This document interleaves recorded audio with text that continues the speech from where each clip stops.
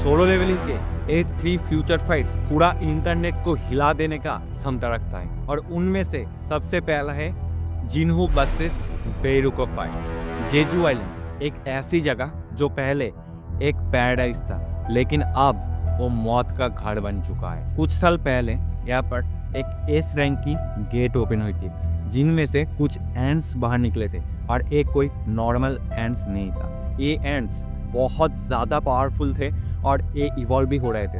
Korea ने इससे पहले 3 बार अपने एस रैंक की बेस्ट हंटर्स को भेजा था लेकिन हर बार सिर्फ नाकामयाब के बिना और कुछ भी हाथ नहीं लगा। और ये देखकर आसपास के सारे कंट्रीज भी थोड़ा सा टेंशन में आ चुके थे क्योंकि ये सिर्फ कोरिया के लिए थ्रेट नहीं, ये आसपास के सभी कंट्रीज लाइक जापान सभी के लिए थ्रेट थे क्योंकि ये एंट्स इवॉल्व हो रहे थे और इसके पंख भी निकल रहे थे और ये उड़ कर आसपास के कंट्री में भी जाकर हमला कर रही थी। तो इसलिए ये अब से कोरिया का थ्रेट नहीं, ये आसपास सभी के लिए थ्रेट बन चुका था। इसलिए अब सभी मिलकर एक प्लान बनाते हैं कि कैसे ये एंट मॉन्स्टर को अब डिस्ट्रॉय किया जाए। फिर जाके यहाँ पर एक रेड प्लान होता है और इस बार यहाँ पर एक मॉन्स्टर हंटर भी शामिल था, सांग जिन ऊ।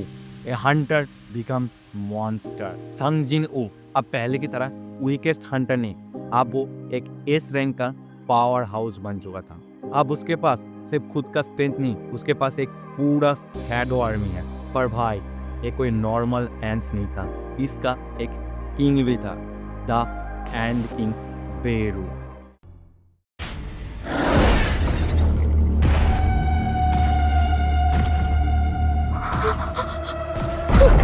背筋が凍りそうないいやつか。どういうこと？ ये बस कोई जाइंट एंट नहीं, ये एक इंटेलिजेंट हंटर किलर भी है और ये इतना ज़्यादा पावरफुल है कि जापान के सबसे स्ट्रॉन्गेस्ट हंटर बियोंग हू को बस एक ही स्लैश में 2 हिस्सों में बांट दिया था। और उसकी माना और रीजनरेशन स्पीड का बात ना ही करे तो अच्छा, क्योंकि वो पूरा अलग ही लेवल पे है। लेकिन जिनहू यहाँ पर सिर्फ लड़ने नहीं, एक पूरी वर्ल्ड को एक मैसेज देना है।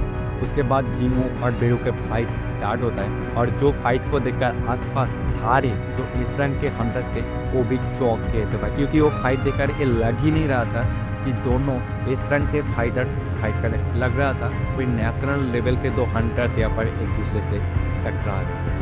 और फाइट के दौरान बेरू इतना ज़्यादा फास्ट मूवमेंट करता है, वहाँ पर मौजूद सभी एस रैंक हंटर्स भी उन्हें देख नहीं पा रहा था। फिर जिन्हू अपना फुल पावर रिलीज करता है और बेरू से एक कदम आगे निकल जाता है। बेरू जितना फास्ट था, जिन्हू उससे भी ज़्यादा फास्ट था। फिर एक बहुत ही घमासान फाइट के बाद जिन्हू बेरू को फाइनली हरा देता है और यही बेरू बाद में जाके जिन्हू का सेकेंड स्ट्रॉन्गेस्ट शैडो फिगर। इसके बाद जो फाइट इंटरनेट ब्रोक करने वाली क्षमता रखती है वो है सांग जिन ऊ वर्सेस थॉमस एंड्रे, एक नेशनल लेवल हंटर का फाइट।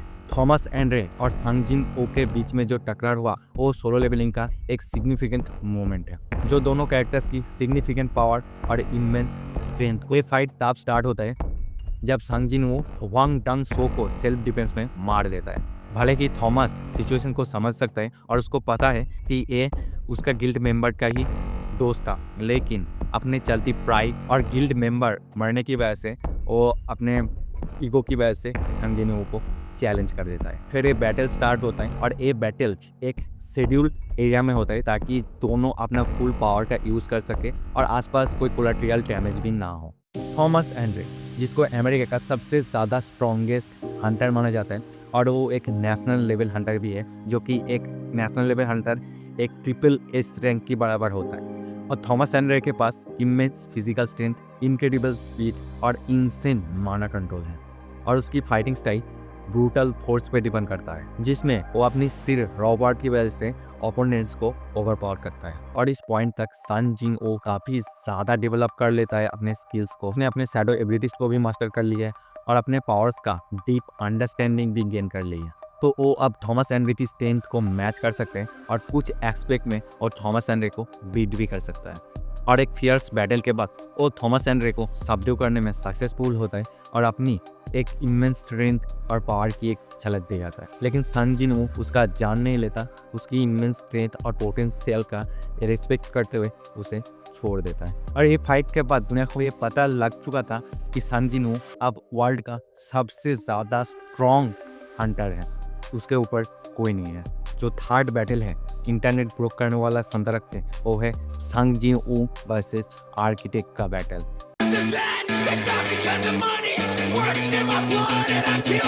ये बैटल आर्किटेक्ट के द्वारा डिजाइन किया हुआ एक फाइनल बैटल है जो संग जिन ऊ के फोर्टनेस को टेस्ट करने के लिए ऑर्गेनाइज किया गया है। और इस फाइट का मेन पर्पस ये है कि जिनो शैडो मोनार्क एसबॉर्न का फुल पावर इनहेरिट करने के लायक बन चुका है या नहीं। आर्किटेक्ट सिर्फ एक प्रोग्राम नहीं है, वो एक बहुत ही पावरफुल एंटिटी है जिसने संग जिन ऊ के वो प्रोग्राम को डिज़ाइन किया है और वो मैनेज भी करता है। फिर उसके ऊपर इस जिम्मेदारी है कि वो एसबॉर्न की ट्रू सक्सेसर को ढूंढे और उसके पास बहुत ही ज़बरदस्त मैजिकल पावर है और उस सिस्टम की हर एक एबिलिटी को बहुत ही अच्छे से समझते हैं। और समझेगा क्यों नहीं, क्योंकि इस जो सारे सिस्टम में संग जिन ऊ इस सारे उसने तो डिज़ाइन किया है। तो शुरुआत में आर्किटेक्ट संग जिन ऊ पर पूरी तरह भारी पड़ रहा था उसकी मैजिकल एबिलिटीज़ के चलते और सिस्टम की अच्छी नॉलेज होने की वजह से। और ये फाइट बाद में जाके इतना ज़्यादा इंटेंस हो गया था कि एक समय लग रहा था कि संग जिन ऊ ये फाइट नहीं जीत सकता, वो अब मरने वाला है। लेकिन चाहे आर्किटेक्ट कितना भी ज़्यादा पावरफुल हो, संग जिन ऊ के रेंथलेस स्पिरिट और कॉम्बैट एबिलिटीज उसको लड़ने और सीखने का मौका देता है। और संग जिन ऊ यहाँ पर सिर्फ अपने स्ट्रैटेजिक माइंड का यूज़ करके आर्किटेक्ट की हर अटैक का जवाब देता है। और फाइट के दौरान आर्किटेक्ट कुछ इंफॉर्मेशन रिवील करता है, सिस्टम का ओरिजिन, रूलर्स का रोल और संग जिन ऊ का एसबॉर्न से कनेक्शन क्या है वो दिखाता है। और ये सब संग जिन ऊ के लिए एक क्रूशल इंफॉर्मेशन है ताकि वो जान पाए उसके पास जो पावर है उसका मीनिंग क्या है, उसका पर्पस क्या है। और फाइट में एक क्रूशल मोमेंट तब आता है जब संग जिन ऊ को ये समझ आता है कि आर्किटेक्ट की पावर सिस्टम से जुड़ी हुई है और वो खुद भी सिस्टम को लॉग इन कर सकता है। और इस रियलाइजेशन के साथ वो आर्किटेक्ट की कंट्रोल को डिस्टर्ब कर देता है और बैटल की टाइट को अपनी तरफ मोड़ लेता है। फिर अंत में जाके संग जिन ऊ आर्किटेक्ट को हरा ही देता है, लेकिन इतना ज़्यादा आसान नहीं था। संग जिन ऊ का सबसे ज़्यादा टफेस्ट बैटल में से ये एक था और वो ये प्रूव करता है कि वो एसबॉर्न का ट्रू सक्सेसर है।